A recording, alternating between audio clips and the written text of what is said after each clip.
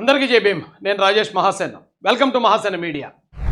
శాంతి గారు ఇప్పుడు అందరూ అనుకోవటం ఈవిడ భర్తను మోసం చేసింది, భర్త ఉండగానే వేరే వాళ్ళతో ఎఫ్ఐఆర్ పెట్టుకుంది, అలా రకరకాలుగా మాట్లాడుకుంటున్నారు. కానీ ఒక రకంగా ఈవిడ కూడా బలిపశువే.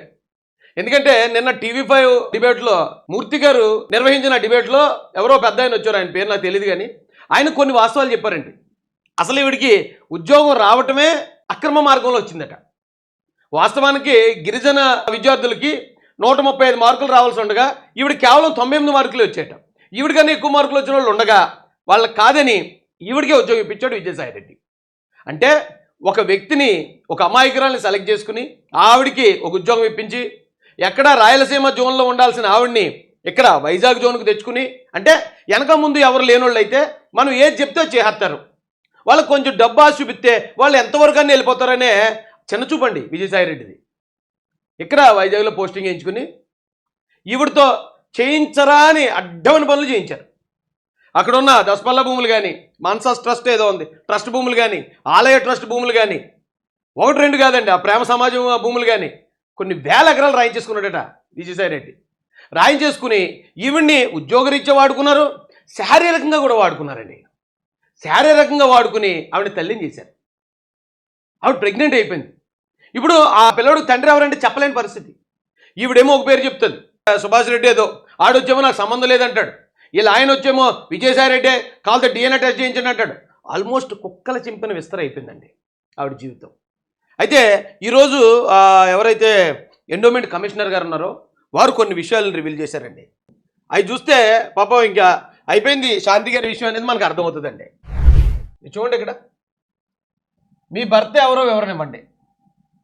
అసలు ఏ మహిళ కన్నా ఇంతకన్నా దారుణమైన పరిస్థితి ఏమైనా ఉంటుందండి?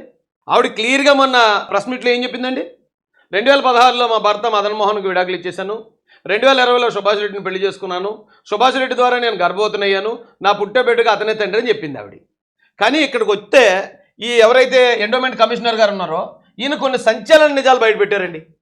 దేవాదాయ శాఖలో 2020లో ఉద్యోగం చేరినప్పుడు భర్త పేరు కె మదన్ మోహన్ అని పేర్కొన్నారు. 2020లోనే కె మదన్ మోహన్ అని చెప్పిందట ఈవిడ శాంతి గారు ఆవిడ అప్లికేషన్లో.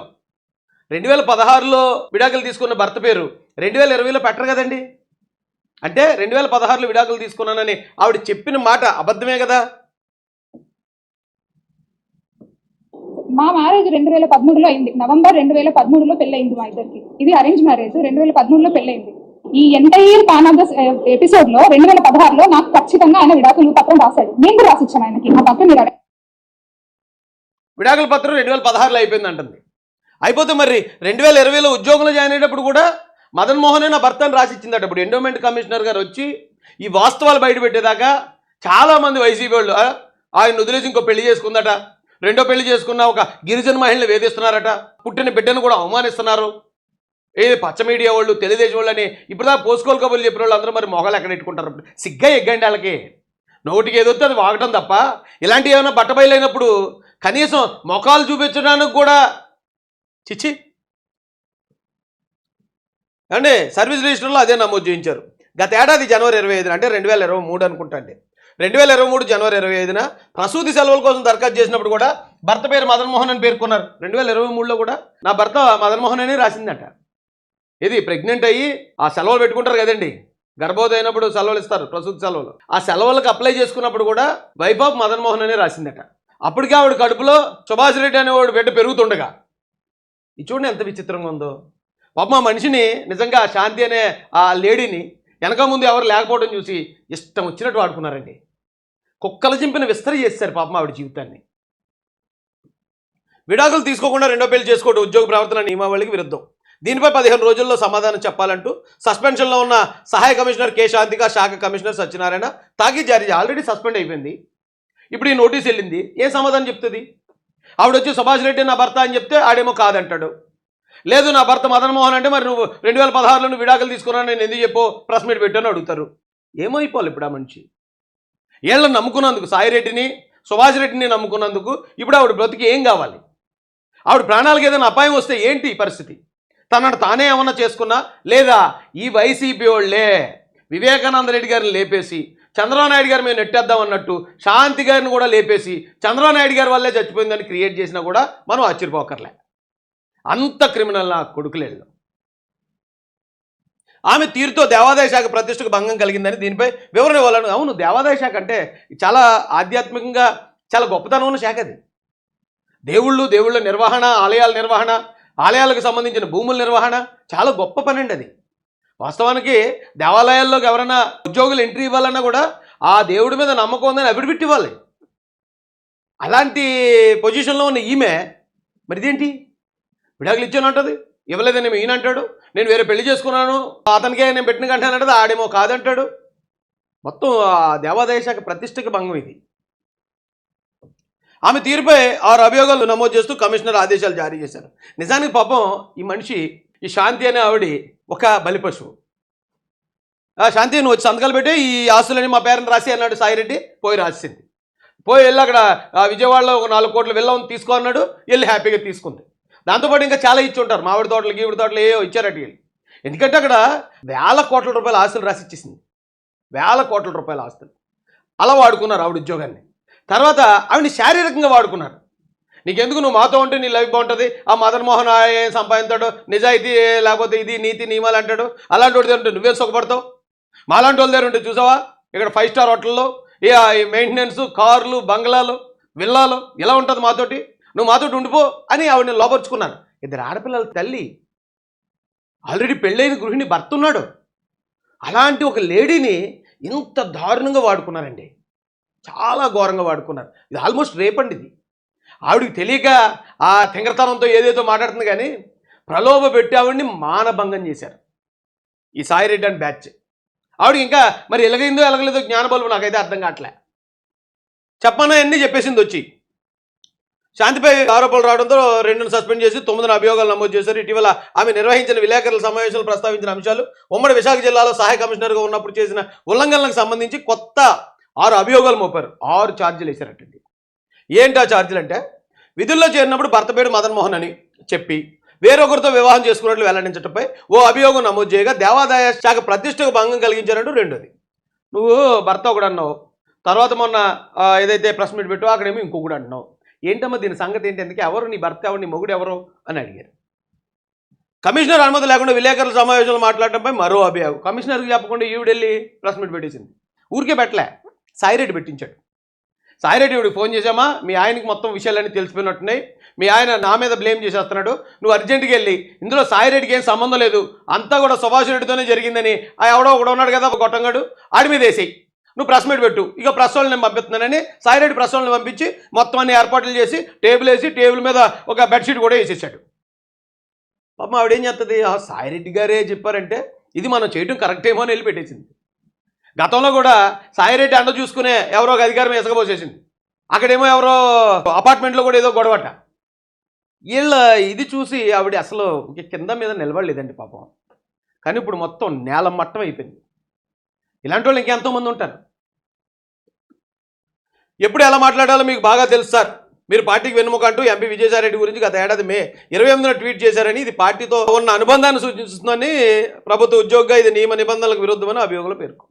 గవర్నమెంట్ ఎంప్లాయీస్ ఏ రాజకీయ పార్టీలకు కానీ రాజకీయ కార్యక్రమాల్లో కానీ పాల్గొకూడదు. ఇవిడి సార్ మీరు ఎప్పుడు ఎలా మాట్లాడాలో మీకు తెలుసు సార్, మీరు వైసీపీకి వెన్నుముక సార్ అనే ట్వీట్ పెట్టింది, తెగించింది, బరి తెగించింది, డైరెక్ట్ అయిపోయింది. ఇంకా ఆవిడ గవర్నమెంట్ ఉద్యోగాన్ని మర్చిపోయింది, వైసీపీ కార్యకర్త అనుకుంది, వైసీపీలో ఎమ్మెల్యే అయిపోతానేమో అని. అలాంటి హామీ కూడా ఇచ్చుంటారు పాపం ఆవిడికి. నువ్వేం పర్లేదు, ఒకవేళ దొరికేసినా నేను సస్పెండ్ చేస్తారు, లేదా నీ ఉద్యోగం తీసేస్తారు, నిన్ను వైసీపీలో జాయిన్ చేసుకుని నిన్ను నేను ఎమ్మెల్యే చేసేస్తానని ఉంటాడు, మంత్రి చేస్తానని ఉంటాడు. ఎందుకంటే చీటర్లు అలాగే కదండి మోసం చేస్తారు. అయితే మన బుద్ధి ఏమైంది, శాంతి బాగా చదువుకున్నావు, నువ్వు అడ్వకేట్వి, లా చేసావు, ఏమైంది నీ బుద్ధి? మొత్తం నీ కాపురాన్ని నాశనం చేసుకున్నావు, నీ క్యారెక్టర్ని నాశనం చేసుకున్నావు, నీ పిల్లలకి భవిష్యత్తు లేకుండా చేసావు. నువ్వు ఒక తప్పుడు మనిషిగా ఈ రోజున ఆంధ్రప్రదేశ్ సమాజం ముందు తలదించుకునే పరిస్థితి. అప్రూవర్గా మారు, నువ్వు అప్రూవర్గా మారి జరిగిన దానికి ఎవడెవడ కారణం ఏంటని చెప్తే తప్ప ఈ పోయిన ఈ పరువు, నీ మీద పడ్డ ఈ బ్లేము అది పోగొట్టుకోలేవు నువ్వు. విశాఖపట్నంలో నివాసం ఉంటున్నట్టు అపార్ట్మెంట్లో గొడవ, ఆ గొడవలో కూడా కేసు నమోదైందట మేడం మీద. శాంతి అధికారం లేకపోయినా సరే ఉమ్మడి విశాఖ జిల్లా పరిధిలో అనకాపల్లి సిద్ధేశ్వర ఆలయం, చోడవరం విఘ్నేశ్వర ఆలయం, హార్డెంజ్ రెస్ట్ హౌస్, లంకెలపాలెం పరదేశం ఆలయం, పాయకురావుపేటలో పాండురంగ స్వామి ఆలయం, దారపాలెం దారమల్లేశ్వర స్వామి ఆలయాలకు చెందిన దుకాణాలు, భూములు లీజులను 3 ఏళ్లకు బదులు 11 ఏళ్ళకి రెన్యువల్ చేసిందట. 3 ఏళ్ళు ఉండేది 11 ఏళ్ళకి ఇచ్చింది. ఏది వైసీపీ వాళ్ళకి. ఆవిడకి అసలు అధికారం లేదట ఈ ఆలయాల జోలికి వెళ్ళటం. ఆలయాల దగ్గర ఉన్న దుకాణాలు, ఆలయాల భూములు వందల వేల ఎకరాలు ఉంటాయి. రాసి ఇచ్చేసింది అంతే. ఇలా బాబు గారు సొత్తు ఇదంతా. నా సంతకం నాకు ఎలాగ ఉద్యోగం ఇప్పించారు సాయిరెడ్డి గారు, నాకు అర్హత లేకపోయినా, కాబట్టి నేను సంతకం పెడతాను, పెట్టేసింది అంతే. ఇప్పుడు ఎన్నింటికి ఎవరు వెళ్తారు జైలు కంటే ఆవిడే వెళ్తుంది. సాయిరెడ్డి వెళ్ళడం నాకేటి సంబంధం అని అడుగుతాడు. ఇప్పుడు ఆవిడ కడుపులో పెరుగుతున్న బిడ్డకు నాకేటి సంబంధం అన్నట్టే, ఆవిడ ఎప్పుడో సంతకాలు పెట్టింది, ఆవిడ డబ్బులు తీసుకుని లంచాలు తీసుకుని పెట్టుంటుంది, మాకేటి సంబంధం అంటారు. అయిపోయింది బలిపసుపు. గతంలో సత్యంబాబు ఆయేషా మీద హత్య కేసులన్నీ అరెస్ట్ చేసి ఒరే ఒప్పేసుకోరా, నీకు చాలా బాగుంటుంది, నీకు అలా ఇస్తాం ఇలా ఇస్తామని ఇదే వైఎస్ఆర్ గవర్నమెంట్లో చేస్తే ఏడాలకు ఒప్పుకున్నాడు. పాపం లేదు చేస్తారేమో అనుకుని 8 సంవత్సరాలు జైలు అనుభవించాడు, నరక యాతన అనుభవించాడు.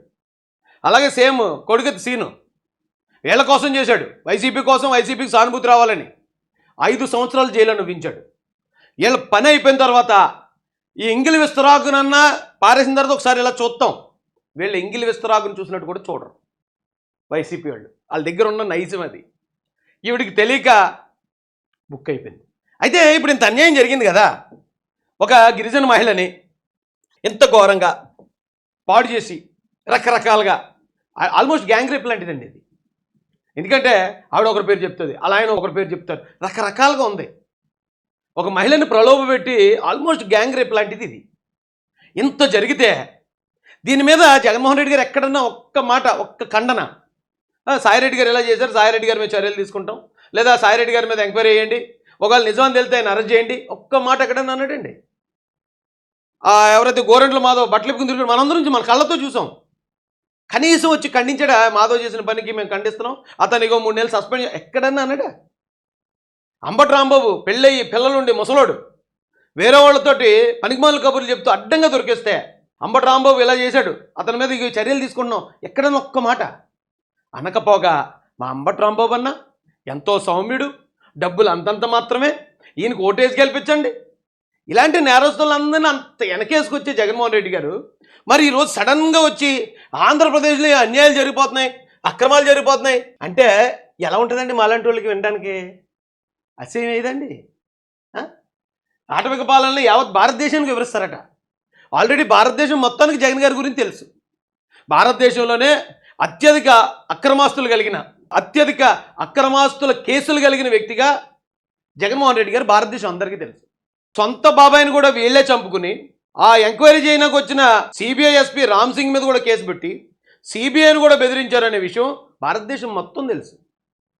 వీళ్ళు ఆడే డ్రామాలన్నీ భారతదేశం మొత్తం తెలుసు. మరి ఇప్పుడు వెళ్ళినా ఏమీ తెలియనట్టు మా ఆంధ్రప్రదేశ్లో ఏదో జరిగిపోతుందని ఈయన చెప్తే, ఏమంటే ఢిల్లీలో మనల్ని చూస్తున్నారు ఎవరండి? ఏంటంటే ఆంధ్రప్రదేశ్ ప్రతిపక్ష నాయకుడు ఎలా ఉన్నాడు ఏంటి, అతని పద్ధతి ఏంటి, అతని వ్యవహారం ఏంటి, అతని మీద ఎన్ని కేసులు ఉన్నాయి, ఎన్ని సిబిఐ కేసులు ఉన్నాయి, ఎన్ని ఈడీ కేసులు ఉన్నాయి, అన్నీ తెలుసు కదా. అతను అంత దారుణమైన అక్రమాస్తులు కలిగిన వ్యక్తి, అక్రమాలు చేసిన వ్యక్తి ఈరోజు వచ్చి పతివ్రతలాగా ఈయన ఇక్కడ ధర్నా చేస్తున్నట్టే ఆ చూసేవాళ్ళకి ఎలా ఉంటుందండి? నేషనల్ మీడియా కూడా చాలాసార్లు వేసింది వైసీపీ గురించి. ఎవరిస్తున్నారండి ఈయనకి ఇలాంటి సలహాలు? ఇలాంటి సలహాలు ఏంటి? ఇప్పుడు ఎలాగైనా సరే టీడీపీని ప్రశాంతంగా పరిపాలన చేయనివ్వకూడదు, ఎలాగైనా సరే ఇక్కడికి రాష్ట్రపతి పాలన తెచ్చి, అంత ఈజీయా? ఇది రాష్ట్రంలో ప్రజలు 56% మంది, 56 అంటే 156 మంది కూటమి ప్రభుత్వాన్ని బలపరిచారు. ఆ ప్రజా నిర్ణయాన్ని కాదని ఈయన వెళ్ళి ధర్నా చేసేస్తే ఢిల్లీలో రాష్ట్రపతి పాలన వచ్చేస్తుందా? ఈ ప్రజాప్రతినిధులందరినీ డిజాల్వ్ చేసేస్తారా? ఆశ కన్నా హద్దు ఉండొద్దా? ఎంత ఘోరమైన ఆశలా? అయితే నారా లోకేష్ గారికి ఈ వీడియో ద్వారా ఒకటి విన్నవిస్తున్నానండి. వైజాగ్ సిటీ అంటే ప్రశాంతమైన సిటీ. అక్కడ అందరూ కూడా సాఫ్ట్ బ్యాక్గ్రౌండ్తో ఉన్న వాళ్ళు ఉంటారండి, ఉద్యోగస్తులు ఉంటారు. ఆ పోర్ట్ ఎంప్లాయీస్ కానీ, లేకపోతే గవర్నమెంట్ ఎంప్లాయీస్ కానీ, లేదా ఆ చుట్టుపక్కల ఉన్న గవర్నమెంట్ ఎంప్లాయీస్ కూడా, ఆ జిల్లాలో ఎక్కడన్నా వేరు చిన్న చిన్న విలేజ్ల్లో ఉన్న చిన్న మండలాల్లో ఉన్న గవర్నమెంట్ ఎంప్లాయీస్ కూడా వైజాగ్లోనే ఇల్లు కొనుక్కుంటారు, వైజాగ్లో స్థలం కొనుక్కుంటారు. అక్కడ ఉంటే ప్రశాంతంగా పిల్లలు చదువు బాగుంటుంది, ప్రశాంతంగా ఉంటుంది సిటీ అని అందరూ సాఫ్ట్ బ్యాక్గ్రౌండ్ తోటి అక్కడికి షిఫ్ట్ అయిన వాళ్ళే. ఈ విజయసాయి రెడ్డి అండ్ బ్యాచ్, ఈ గెద్దల ముఠ, ఈ భూతాల ముఠ వైజాగ్ మీద పడి ఈ శాంతి గారు లాంటి వాళ్ళను మరొకళ్ళనో పావులుగా వాడుకుని అక్కడ ఉన్న వాళ్ళ ఆస్తులన్నీ దోచుకున్నారండి. కొన్ని వేల ఎకరాలు ట్రస్ట్ భూములు కాదు, సిబిసిఎన్సి క్రిస్టియన్ మిషనరీ ఆస్తులు, దేవాలయం ఆస్తులు, మాన్సాన్ భూములు, దస్పల్లా భూములు, ఋషికొండ భూములు, 1-2 కాదండి, కొన్ని వేల ఎకరాలు. ఇప్పుడు లోకేష్ గారు ప్రజా దర్బార్ నిర్వహిస్తున్నారు మంగళగిరిలో. ఆయనకు అవకాశం ఉంటే వారానికో 10 రోజులకో 15 రోజులకో ఒక్కరోజు వైజాగ్లో ఆయన ప్రజా దర్బార్ నిర్వహించాలండి. ఈ వైసీపీ వాళ్ళ బాధితులైన ప్రతి ఒక్కరు కూడా మీరు రండి అంటే కొన్ని వందల మంది వస్తారేమో అనుకుంటున్నానండి. ఎందుకంటే వాళ్ళని ఆదుకునే నాదులు లేడు అక్కడ. ఇదంతా రౌడీ బ్యాచ్, పోలీసులు వాళ్ళకే సపోర్ట్ చేశారు, అధికారులంతా వాళ్లే. ఇలాంటి పరిస్థితులు ఎవరికి చెప్పుకోవాలో దిక్కుతోచని పరిస్థితిలో ఉన్న వైజాగ్ వాసులకి ఇప్పుడు కనుక లోకేష్ గారు వైజాగ్లో ఎంట్రీ ఇస్తే ఒక హీరో ఎంట్రీలా ఉంటుందండి. వాళ్ళందరి కష్టాలు తీర్చిన అవుతారు. దయచేసి లోకేష్ గారికి ఆంధ్రప్రదేశ్ ప్రజల తరపున ఒక బాధ్యత గల పౌరుడిగా రిక్వెస్ట్ చేస్తున్నామండి ఆయనకి.